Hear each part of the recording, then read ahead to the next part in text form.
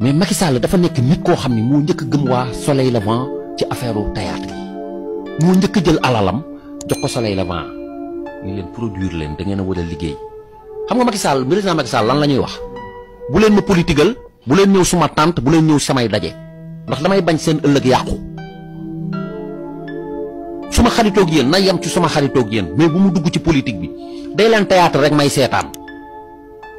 te ngeen may ñaanal bu leen ma politigal bu leen ma mitingal bu leen ma defal dara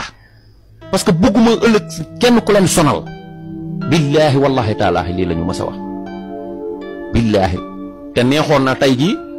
moom li mu ñu mës a dimbali ci àdduna yëpp fu mu taxaw ñun ñu taxaw fa